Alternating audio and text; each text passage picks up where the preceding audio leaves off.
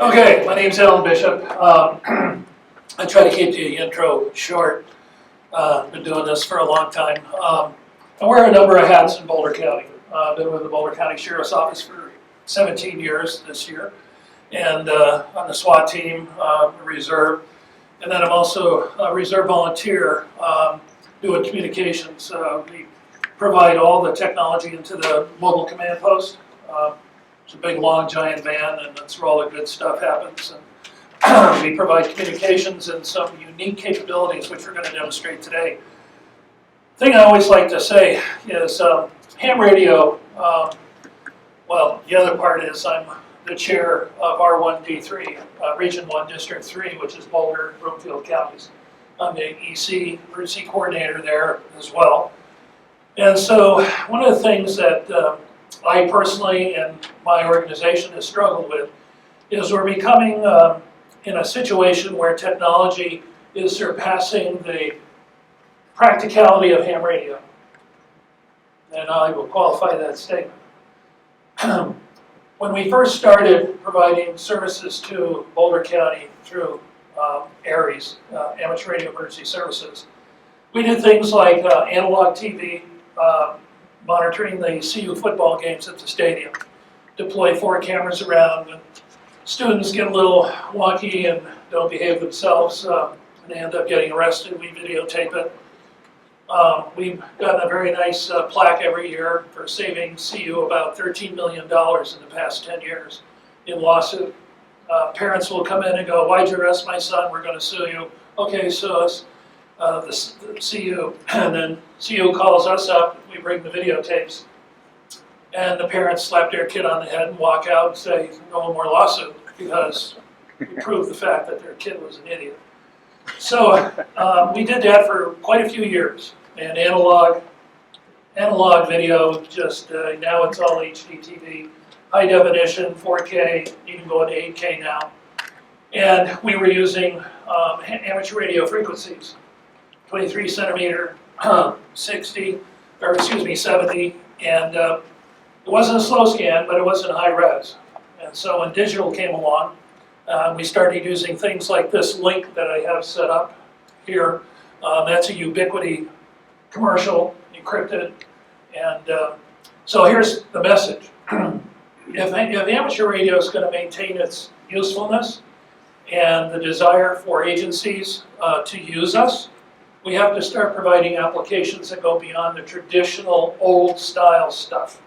Slow scan TV, yeah, you still see it online or on frequency, but the real stuff now is high definition TV. The other thing we're doing with the Sheriff's Office, and I'm also a rescuer with Boulder Emergency Squad, the chief pilot, so I've got my drone over here, thermal plus color. So whenever we get a SWAT call, the drone goes out, and we provide situational awareness over the incident, and so on. Search and rescue with BES, use thermal at night to go find people, and it's incredibly successful. But here's the thing, most drones only have about a 2-3 mile radius coverage because you need line of sight. So that means the operator's got to be pretty close to where the drone's flying. But we needed to transmit that image to a command vehicle or to an EOC, Emergency Operations Center. So about 3 years ago, I developed this. I always go down here. I was going to put the other antenna down here, but I decided to fry a couple of you guys. We developed this. I've tested this to 35 miles. And I still had a full signal strength on each of the Ubiquity transceivers. So this is, of course, line of sight. But what this does is extends the ability. So my drone's on the piano. That dish and that box with battery operated, which will run 8 hours, lithium iron batteries inside. That can be placed 35 miles from the point where incident command is located. Very, very powerful tool. Then the next demo is going to be showing you another box we just developed, 70 centimeter HDMI transmitter. And this we just did. I made 4 of these, packaged them for BCARES, Boulder County Amateur Radio Emergency Services, in supporting of Broomfield and Boulder counties, and any other county that tasks us to help them. This we've tested to about 15 miles, Pete. Let's see, this stuff here. No, the HDMI, Oh, HDTV, you know, we've gone pretty far. We've actually gone up to Oh, Cheyenne, Wyoming. Cheyenne, Wyoming, from And Boulder. then from there down to Boulder. Yep, right, so 40, 50 miles, So does Cool. it actually digitize an HDMI connection? yes. It's transmitting a digital signal, QAM, Is it transparent? I mean, you can just plug in an HDMI. any source. I'm using a standard Kodak Sony camera, Wow. and you just plug it into this magic box, which I'll leave open, and you guys after can come and peek at it. It has an amplifier, it has a modulator, and we work on the 4 frequencies. We use the end of the 70 centimeters, so we're I not was going interfering. to ask you what. I was curious. Yeah, so we use 4 channels on a standard cable box, except that's not an American, that's a European cable box. Kind of cuts down anybody trying to tap into it. So we started at 423 megahertz on channel 57, 58 is 429 megahertz, 59 is 435 megahertz, and then channel 60 is 441 megahertz. And that's all selectable by the modulator. Oh, so they're not bonded together. Those are channels you can. Select as you want. And then on the transmitter, we started 300 milliwatts, and then 1 watt and 3 watts. So right now I'm running 300 milliwatts. So is there a card? I'm sorry, I don't mean to. No, So no, is go there a ahead. card with a protocol, with the HDMI protocol and all that all done for you, so you don't have to write the. We did it. You did it, wow. The credit goes to Jim, And thanks, Jim Andrews. He is a PhD in electrical engineering, and he developed these transmitters and did all the software interface. Wow. So, and we're doing these for a number of different ham clubs, Aries clubs. So that's showing a remote capability from a drone. Now I'll show you this HDTV link.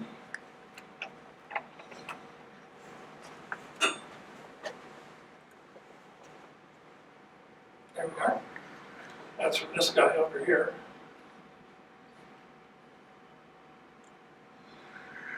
So again, what this does gives us an incredible capability. It was designed to also utilize Yagis to really increase our distance. As Pete was saying, going up to Wyoming, we used a rather substantial Yagi, 70 centimeter, and that works great. And this will run for 8 hours on low power and about 4 hours on high power. It has a lithium-ion 12 milliamp hour battery, and then we have an external DC input, run it off cigarette lighter in a vehicle, or another battery, more capacity, car battery, etc. And so we built 4 of these. They sit at the EOC in Boulder for deployment if we're called out. Some of the things we do is we go to evacuation centers. So that'd be like the YMCA, the Boulder County Fairgrounds, South Boulder Rec Center, North Boulder Rec Center, CU Event Center, Coors Center. And we'll set one of these up, and we provide video overwatch within the shelter. And then we use WinLink. You guys are going to be talking about WinLink. We use WinLink. That's our standard digital mode. And we provide inventory of people, equipment, food, water, anything necessary at the EOC, the evacuation center is sent to the EOC so they can address it. And that's done in real time using WinLink digital mode. Still line of sight though, isn't it? No, yes, it's line of sight. However, it's through our repeaters. And also with this video link, we have a repeater at NCAR up on the hill, just west of downtown Boulder. So we cover all of Boulder and most of Broomfield counties. So we don't have to have a direct point-to-point, we can do a hop. So you can, And the delay, the hysteresis delay is about, the worst case we've seen is about 2 seconds. That's going through a repeater. And so we provide those. We have about 9 repeaters throughout Boulder County, and for both voice and digital communications, including WinLink.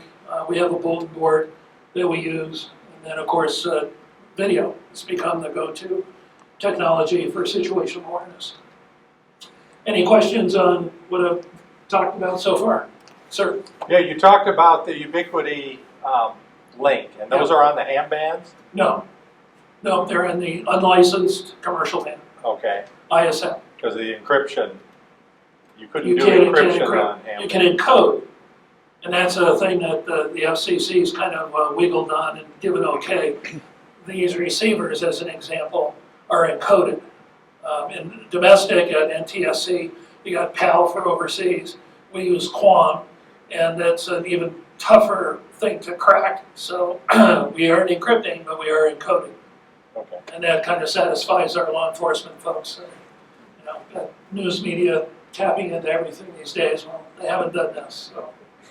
But that's a good point to bring up. But you're using an open standard, they just haven't, there's just nobody listening in on it. Well, they can listen, but they're gonna see a digital stream, but they're gonna have a hard time. By the time they can figure out how to decode it and get the video showing, the event's over. Yeah. Now, do you use separate frequencies for different events so they can't, just once they lock on, they can lock on the next time? Another good point. So we have 4 of these boxes. Each one can be tuned to its own frequency. So we run 4 simultaneously, and then in the EOC we have 4 of those receivers stacked. And then we go to a quadplex where we can take 4 videos in and 1 video out with a quad display. And then the incident commander can say, I need camera 1, full screen. We just remote control, click, goes full screen. And our office is located in the EOC. We support ESF2, which is communications, ESF6 for housing and evacuation, ESF5 for situational awareness, and ESF13, because I'm involved in it, for public safety. So we man those positions. Yes, sir.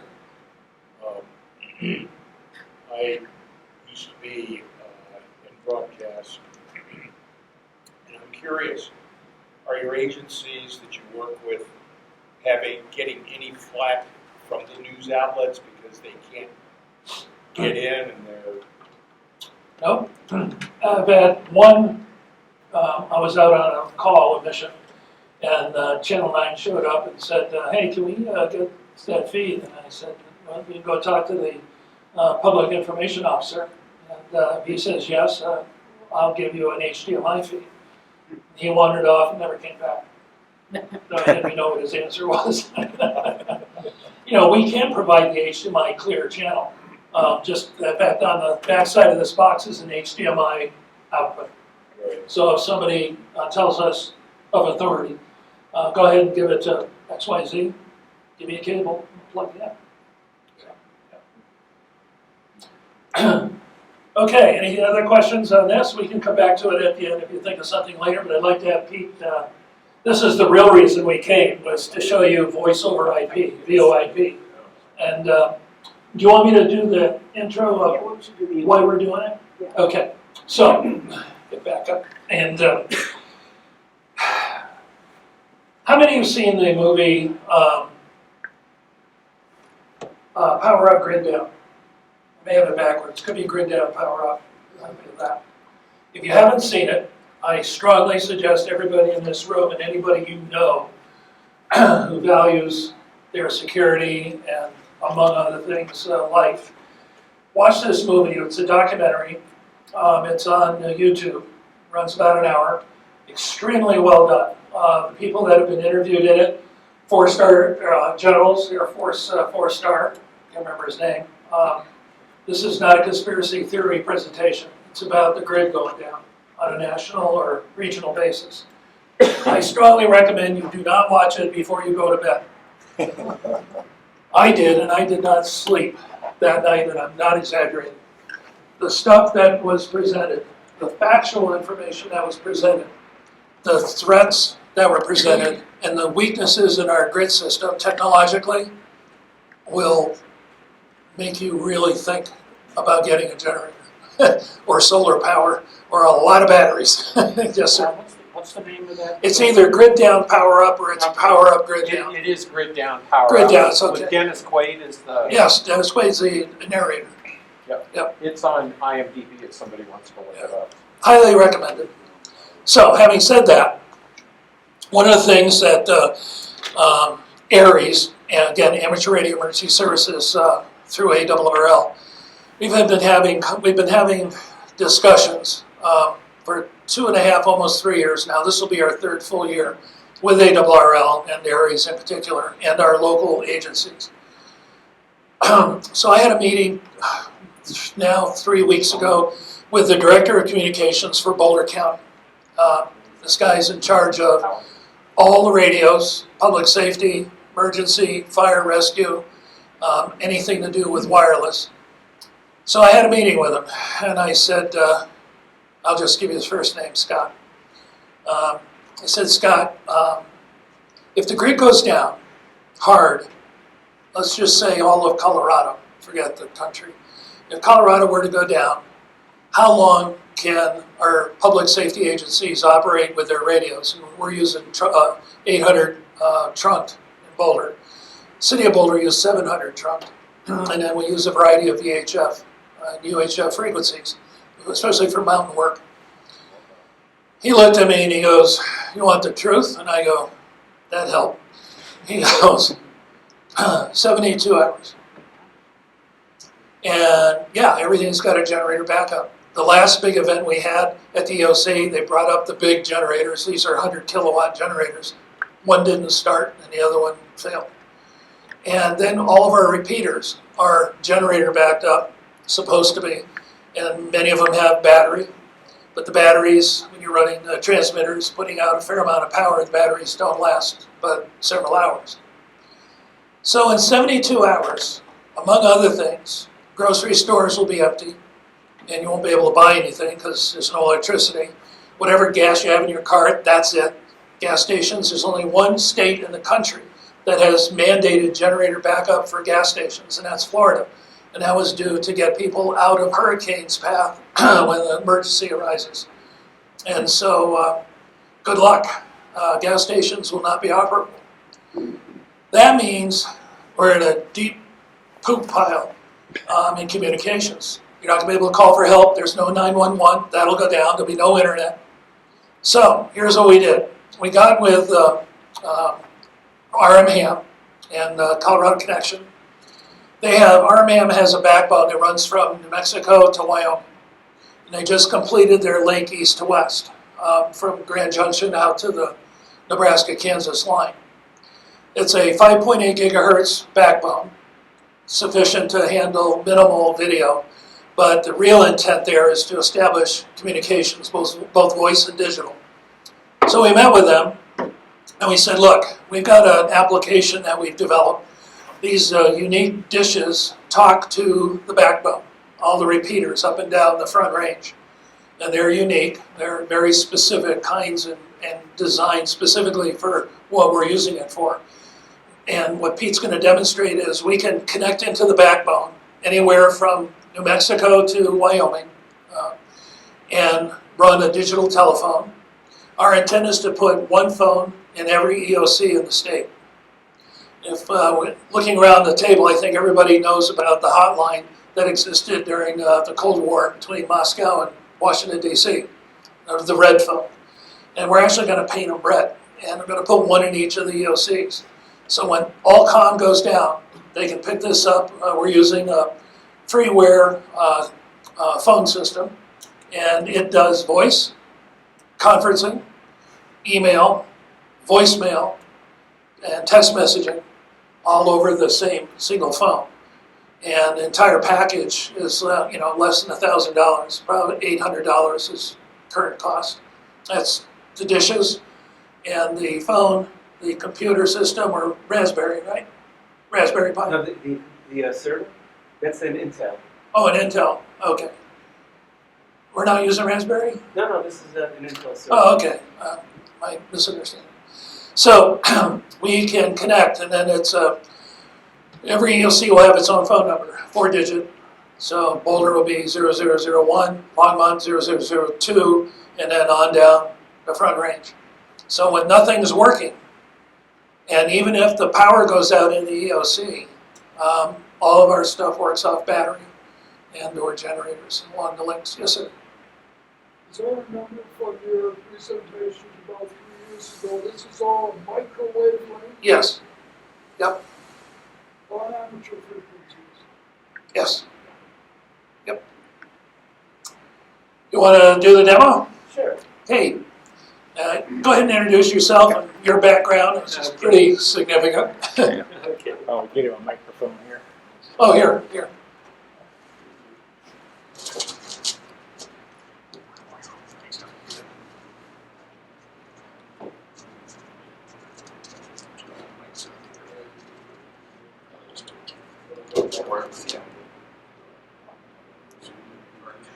Yeah, I think those works.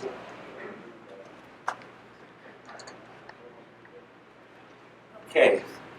Let's see, I'm Pete Goldman. I've been in BCARES for about, more than 30 years as the equipment manager.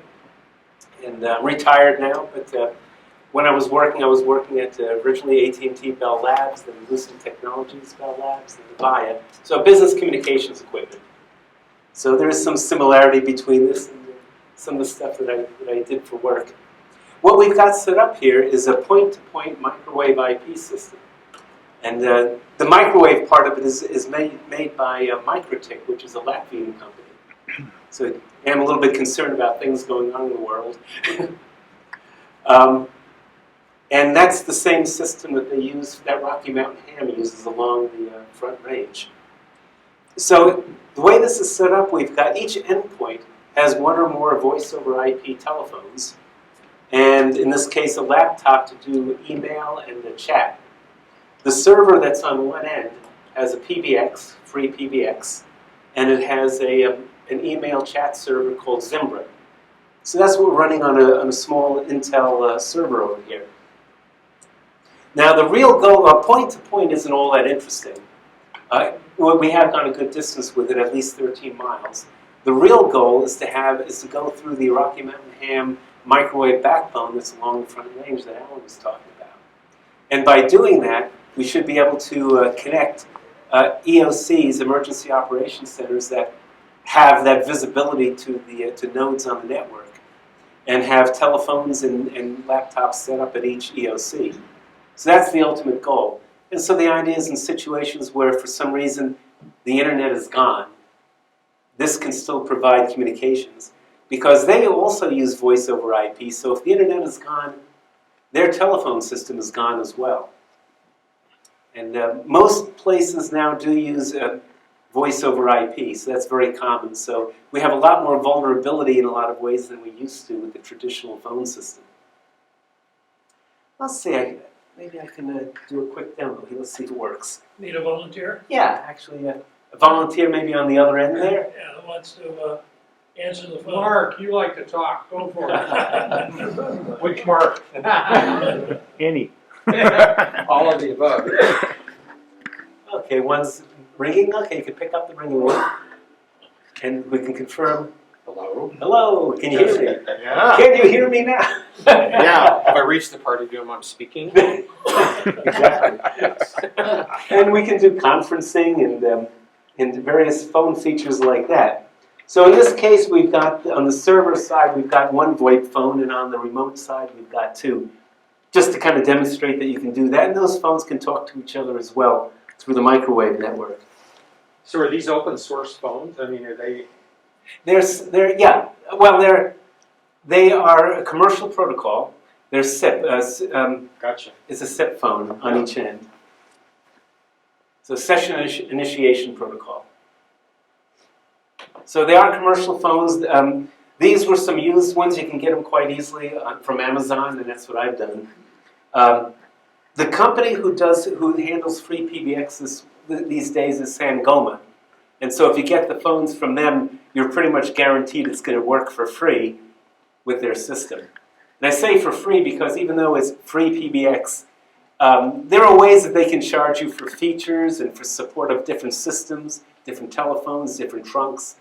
So they have ways to make money, but yet they've been magnanimous enough to allow people like us to be able to run it for free. Yes? Pete, if you have one of those in each EOC around the state, is there one free PBX server on the network somewhere that handles everything? Yeah, that would be this. Now, it's a good question though, because even though we've got our own system, I've been finding out that there are other areas groups that actually have small systems as well. And I think a good goal would be to have them all connected together. The servers? Yeah, to have one server, I think would be the ideal. And that way we could all utilize that server, going into the microwave backbone. But right now, it's still kind of an experiment. Is that a single point of failure? Yeah. It would be, yeah. Now, you could conceivably have another server that's duplicate that you could have that you would have to manually switch in. It's not a live exchange kind of thing. But I think a good idea would be to have a backup server with the same configuration, identical, the same phones, extensions, and everything, and be able to put that in case of a failure, because that's a very good point.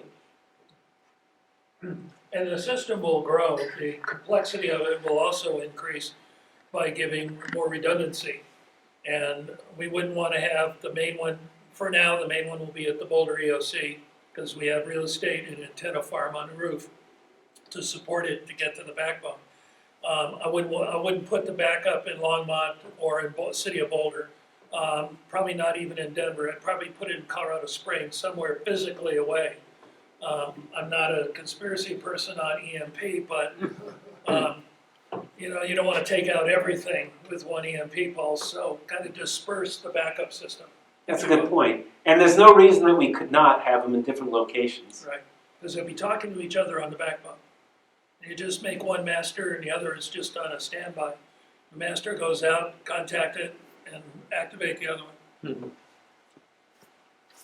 And this is operating on ham frequencies right now. This is basically, you can think of it as a Wi-Fi system, which is normally on commercial unlicensed frequencies. By getting the international version of these antennas from Microchip, we can operate on the ham band at 5.8 gigahertz. Yeah, And it's that was an important consideration, because we wanted to use ham bands, and like Ubiquity, you can't open them up and get to the ham band. So this allowed us to maintain our, as I said at the very beginning, our importance to the community as ham operators is you got to have something related to the amateur frequencies, and this does that. So these are on 450 here, Yes. and is this on 450? This is on 5.8 gigahertz. You said that. Right. You said that. 5.8 Okay. gigahertz on the ham section. Oh, okay. Which is kind of handy because you figure that every home has Wi-Fi. Yeah. Pretty much. So you're avoiding We're not jamming up. Like 2.4 is almost useless. it's a some mess. places. Yeah, with microwave ovens and. Yeah, right. There's a lot of things. So like how that. expensive? Question, Pete? Oh, I'm sorry. At one time, there was a 3.5 gigahertz that overlapped the ham with, I guess, ISM, Yep. with ISM. And a year or so ago, big changes were made in that band. Is that off limits to us now, or for? Well, the way the FCC generally operates is you've got primary users and then everybody else. And ham falls into everybody else. So So it's you like, didn't want to be non-primary. Right. But you're non-primary on 5.8. well, in the section that we're in, did a lot of research on that. RM Ham did. And it's a pretty, not closed, it's a very unused portion. And we've not had, that I'm aware of, have you had any reports of interference? Well, for the limited experiments that we've done, I haven't had any problems. So, Now, the 3 gigahertz band, I think it's 3.5 gigahertz or so. Right. It looked like it was going to go away completely for hams, a year or so ago. I think the current status is we can still use it for now. That could possibly change in the future as cell phone services want to get into that area. But for now, we're a secondary user, as Alan said, and so can still legitimately use it. I think RM Ham is using that band. thing to bear in mind, if and when this VoIP system, voice over IP system is activated and being used, there's no one going to be on 5.8, 2.4, because those will be down. We will really have that spectrum to ourselves. Good point. Good question. Yeah, as a secondary user, if we're told that somebody else wants to use it as a primary, we have to get out, right? I would think so, yeah, by FCC That's rules. the rule. And we can't interfere with them. But that's why we do coordination with our frequencies. All of our repeaters are coordinated in the state. It's not mandated. There are quite a few, I would say quite a few. There are a number of repeaters out there that are not coordinated. It can cause some problems at times, but we abide by the coordination rules, CCARES. Excuse me, CCARES. Any other questions? So if you wanted to send a voice, or if you wanted to send a text message, that can be done phone to phone. Yeah, it has a chat system, and which is a lot like texting, really. And then it has an email system where you have your user email assignments. And that seems to work as well. And the benefit of using textual, digital mode like that versus voice, voice takes up a fair amount of the bandwidth. But if I'm sending packets of digital data, like a message, or I need equipment, or I need fuel, or etc., you can have a lot of that traffic on there and not clog it up. Is the chat and the email system, is that contained in the laptops on both ends? It's actually contained, the server for it is contained in the Intel server. It's a separate virtual machines. So we actually have two virtual machines running in there. One is FreePBX and one is Zimbra, the email/chat server. But each end, all you need is a browser to be able to utilize the email and chat. So you go to the correct email, to the correct IP address, and then it brings up a page which has kind of a very familiar email format, where you've got different folders. You have send folder, outbox, inbox. So it would look very familiar. So do you have a Intel machine on that end? No, just on this end. So we have one Intel machine in the system. Yeah. That's the server. So you can kind of think of it like a cloud server kind of thing. And that the laptop on that end plugs into what? That laptop is plugging into a router, which goes to that antenna. So we have a small network on each end. So an intranet on each end. Which would allow you, if an agency, and we're going to include the state of Colorado, the state EOC, they may say, well, can we have 5 phones? So within their local network, they can hook up like we did here. We have 2 phones. They could hook up 5 phones and use their current internal IP wire system and just plug and play. We're limiting it to 1 to begin with, so people don't get a little overdone with, well, I want my 20 iPhones working again. No.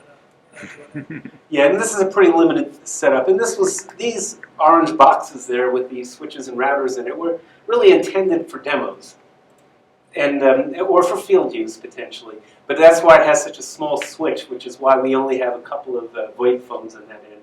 You could put a larger switch in there and handle more phones. I don't know what the capacity would really be with that Intel server, but it's probably more than you might guess. We haven't done any kind of traffic studies or load studies with things like that. It depends on the power of the server, too.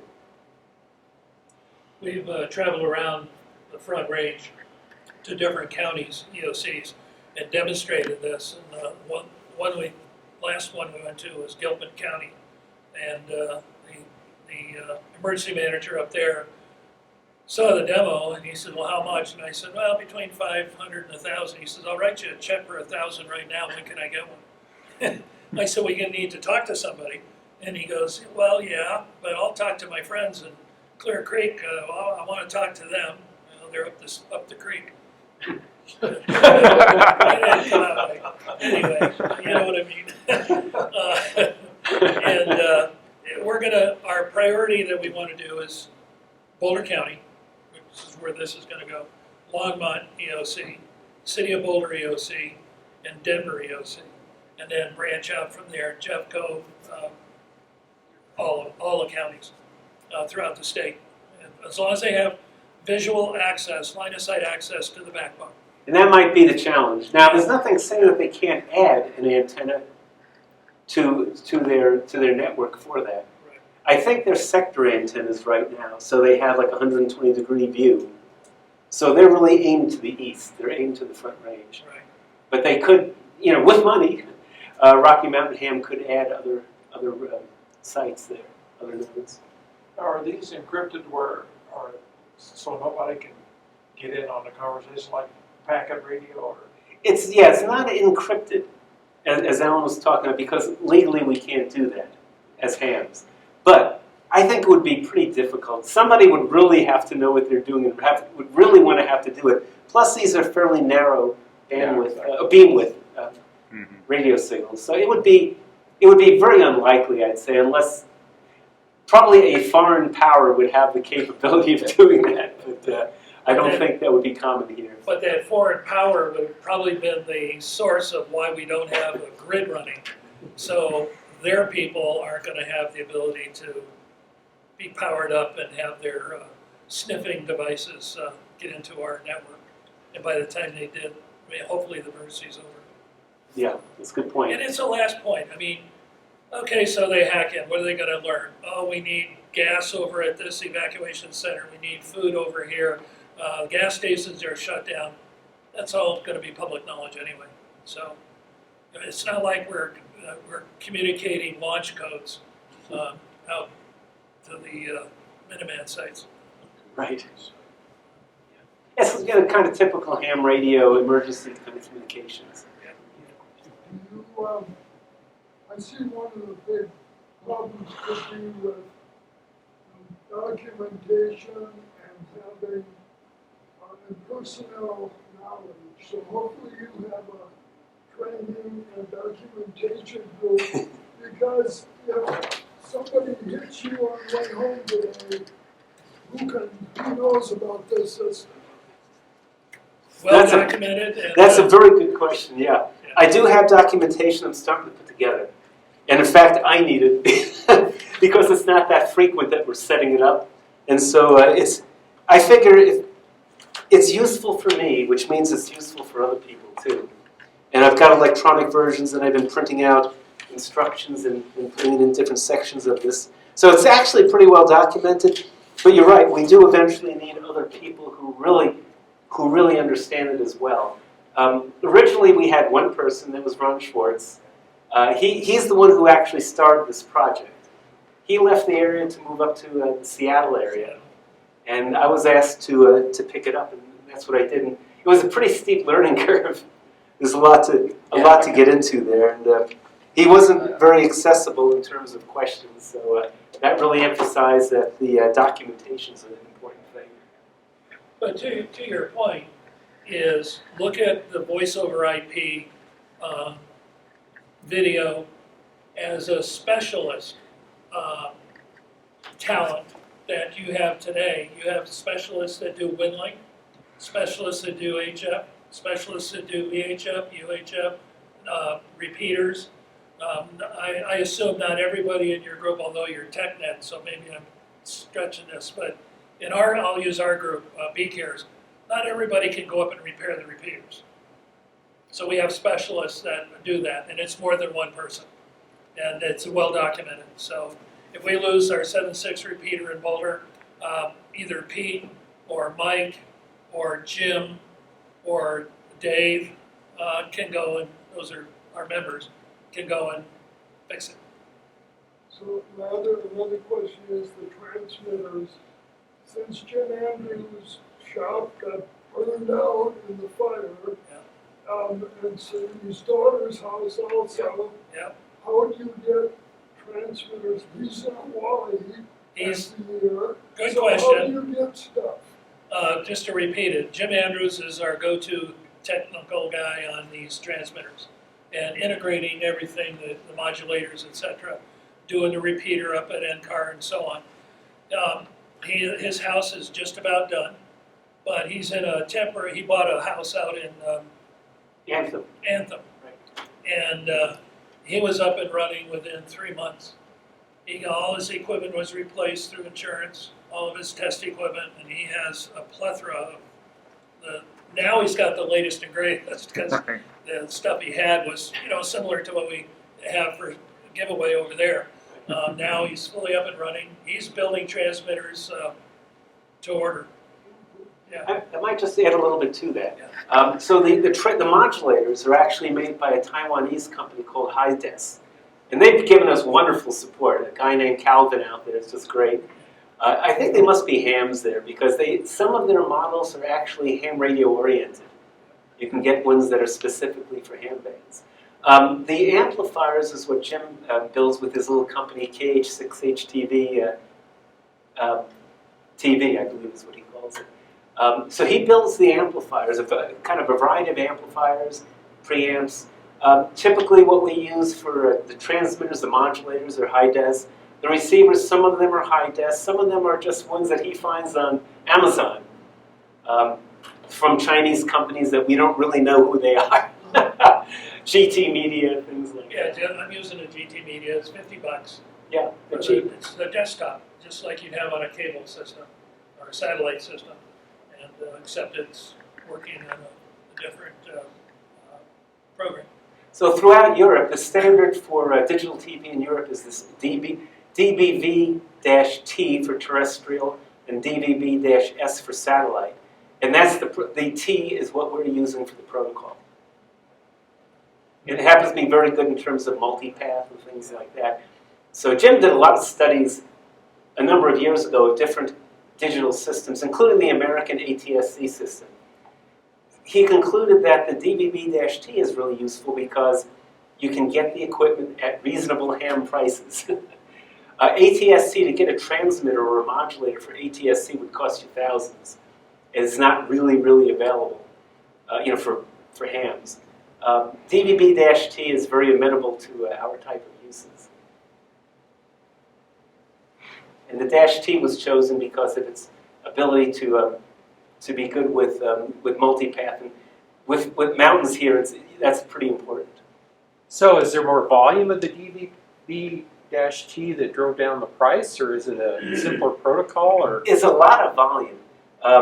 just because of the nature of Europe and stuff? Exactly. Yeah. And they use them apparently in hotels and stuff, which is what some of these were made for distribution, for TV distribution. So what they'll do is they'll receive TV stations and they'll use their modulators to basically regenerate them and go around to rooms and hotels, and then you tune your TV, your European TV, to the correct channel. So is it HD resolution? Yes. You can do 720, you can do 1080. Gotcha. Okay. And I typically use 720 just to get better signal quality. Yep. It's not as much resolution, but it's more immune to problems. And the other thing is you can change the frame rate. The human eye, you can go down to 10 frames a second, and the eye is not going to see the flicker. I've heard some people can, but they're exception. But you can go down to 15, and you can't tell the difference, but you significantly reduce from 60 or 30 frames per second the data volume. Yes. So that's one of the nice things with DVB-T is you actually have access to a lot of parameters, and you can tweak them. ATSC, you really can't. And that's one of the advantages of the European system. ATSC 3.0, which is coming out now. Yeah, you can see you were thinking about that. That is a lot closer to DVB-T. I think they realized that was a superior system. They originally made the original ATSC, they designed it to be able to make really cheap desktop boxes. Oh, really? That was the reason they chose what they did. Not as high a quality, not as immune to interference, not as immune to other problems, but cheap. Europe, they decided to go with a higher quality and a little bit more expensive box. So, do you think we're ever going to go to ATSC 3? Yeah, it's out there. It's actually, they're transmitting it. There's no TVs being sold. There are some. Are there some that have the tuner in them now? Mm-hmm. Interesting. I hadn't noticed that. I've looked it up. It's not a lot of them, but there are some out there from some companies. Like you can't go into Costco and buy an ETSC3 tuner. You know, that's a good question. I looked there. I didn't see any that were labeled with that, at least. Okay. But I did look it up, and there are Because it some would seem companies- like if you bought a new TV now, you would like to have the future tuner in Right. there, and it could do both. I would presume the chipset would be designed to do both. I think they're stumbling their way toward that. Yeah. I don't know, maybe I misunderstood, but I was under the impression that the TV manufacturers quit putting tuners in because it was cheaper to do it, and everybody has Wi-Fi at home, so that's what they're using. No, they still have tuners in them for over-the-air reception. Yeah, absolutely. See your So question. just to clarify, you're talking David, Victor, David, DVD, David, Victor, David? No, David Victor Bravo. Digital video DVD. broadcast. Right, Okay. he got it. Digital video broadcasting, yes. Okay, thank you. And one of our big proponents of that had that as his call sign. Yeah.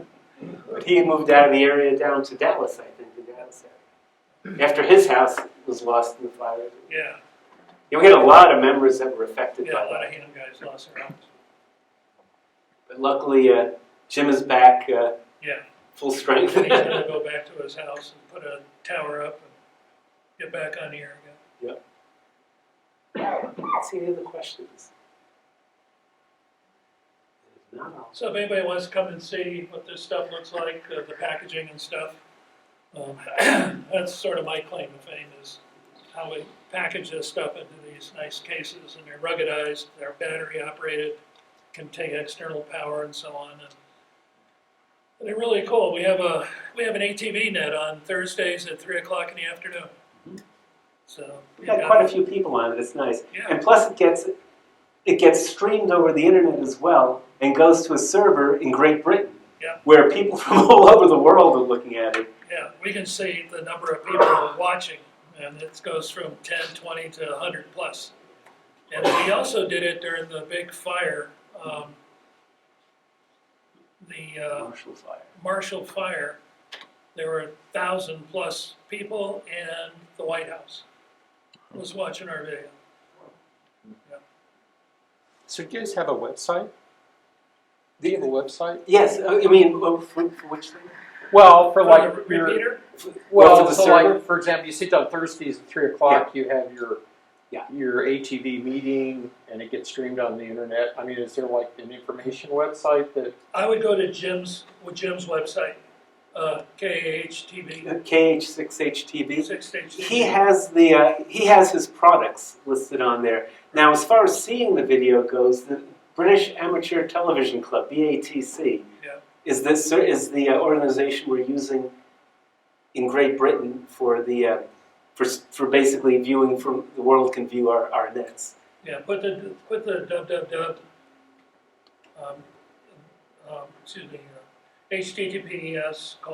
https://www, and then the link.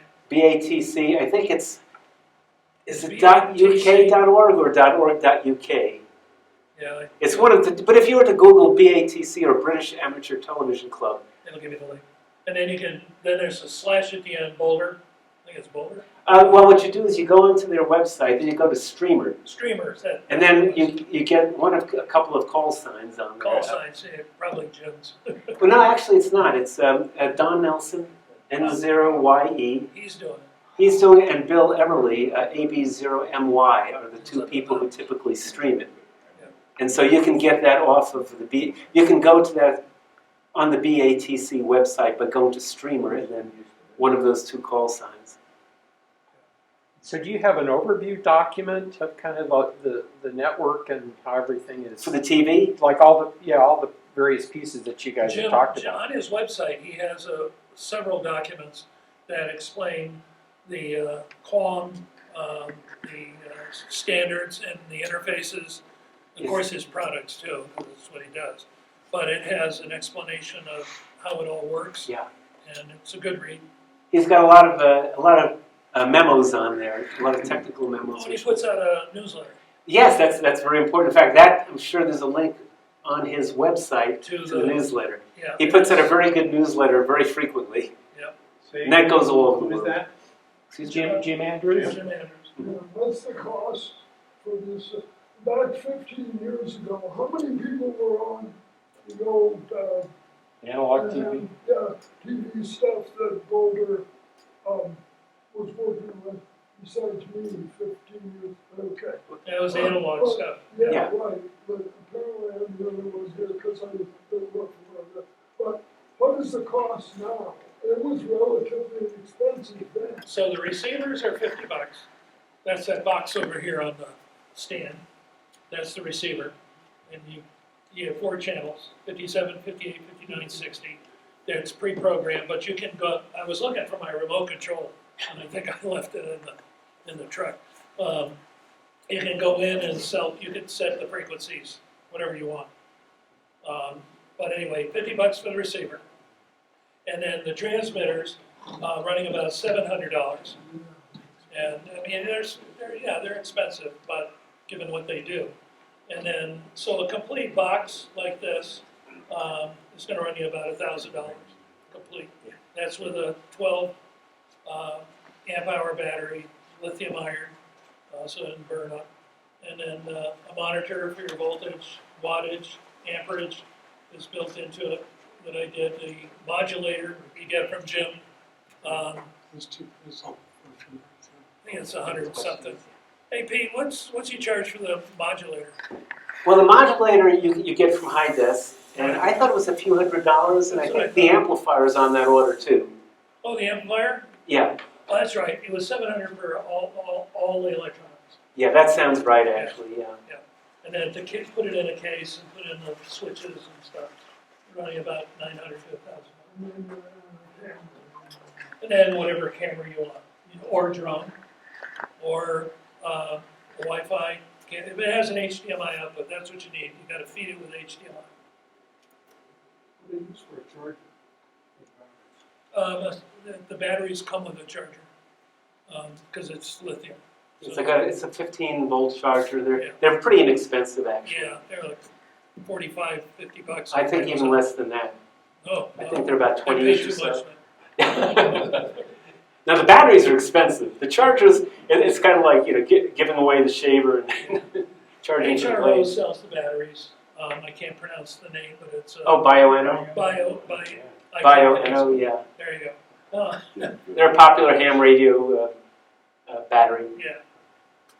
Real dense. They're iron, so they're full power, full power, full power, and then no power. Yeah.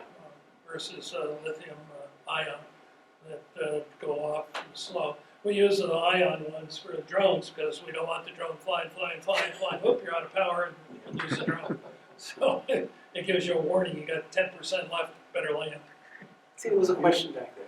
You gave a call a little bit ago, KA6HT. Okay, I'll give it to you again. So it's a Hawaiian call. So it's KH6. So Kilo Hotel 6. Then Hotel Tango Victor. Hotel Tango Victor. Okay. Yeah, the easy way to remember it is it's Hawaiian, so KH6, and then Hawaiian TV, HTV. That's why he picked it. Yeah, Jim had a significant bad luck. Is his son His son lost his house from the Maui fire. in the Maui fire? Oh, jeez. So the whole family, I mean, Yeah, Jim's and his daughters in the Marshall fire, then his son at the Maui fire. yeah. Gonna build all his houses out of steel. He's modeling the new house in Spanish Hills here after his Maui house. Because his wife really loved the Maui house. So they're actually using the same floor plan as the Maui house. Just kind of interesting. No palm trees. No, well, maybe plastic ones. Yeah. So, do you guys have a club meet, a group? Yeah, Is Pete Goldman. It is BCARES. Do you Yeah. guys meet once a month? Or? We meet at, right now we're doing Zoom. If you're interested, it's an open meeting. It's the board members. We have our meeting. We do an annual meeting, which we just did in February, with all the members. They elect new officers and board members, which we did. And so I'll send you a link, and you can distribute it. Who's the president? I forget. Where is he? There he is. The cameraman. Cameraman. All fingers point toward. I'll send you the Zoom link Great. for our next meeting, which is coming up for March. And then be happy to have you sign in. Great. Yeah, if you want Listen to our jargon. send We do me- just like you. Treasury report, secretary's report, the minutes of the prior meeting. And then we get into our topics. And this stuff's part of our topics. Great. Yeah, if you want to send me any of these other links too, I'll put them in with the video, so Yeah. I have it all in one place. That'd be awesome. Cool. Spreading the word. And what frequencies are your repeaters on? The HF or VHF or? We do VHF, UHF. We use BARC, Boulder Amateur Radio Club. They have their repeaters, which we also use. 14676, Yeah, that's the Rocky Mountain Primary. VHF Society repeater. 146.76 minus, and then 100 for the tone. And we have a board member in Parker, Mike. Oh, he's actually, Mike Bornstein. yeah, he's in Greenwood Village, so he's Greenwood actually not that I know far. it's south. He said he could walk to Micro Center, so that gives you an idea. Yeah. Oh, that's But he gets Convenient. on the net without a problem there, so, Yeah. so pretty good repeater. And it's linked to two others. Yeah, we have a remote receivers, voting receivers. I'm kind of Mike's apprentice on the repeaters. Yeah, he's our go-to guy, and Pete's right next to him. And now Mike's the only one, though, with access to the site, which is a Boulder water site. Yeah. So they have one of the big tanks there, and they have a radio building. The sheriff's department uses that, and we piggyback on that. Yeah, we've been very lucky to get, and then, of course, Rock Mountain Ham, Mount Thornton, and then further south, there's a couple others. We don't have equipment there. Ours are on Gun Barrel Hill. Gun Barrel Hill, but, Lee Hill? what was it? Lee Hill. Lee Hill, thanks. Yeah, or we have the UHF repeater up on Yeah. Lee Hill. I've been up there too. Yeah. That one I can get into. Yeah. I have access to that. Any other questions? Pete, what's your call? Oh, mine is WB2DVS, so it's Whiskey Bravo 2 Delta Victor Sierra. So I'm from back east, as you can tell by the 2, from New York, Valley Stream, New York originally. I got my novice when I was 12. What, 10 years ago? Yeah, you're right. Exactly. Yeah, my wife does her birthday in different bases, so it always stays within the 20s. Right. Any other questions? No, no. Hand it back to the club. all right. Yeah, thanks.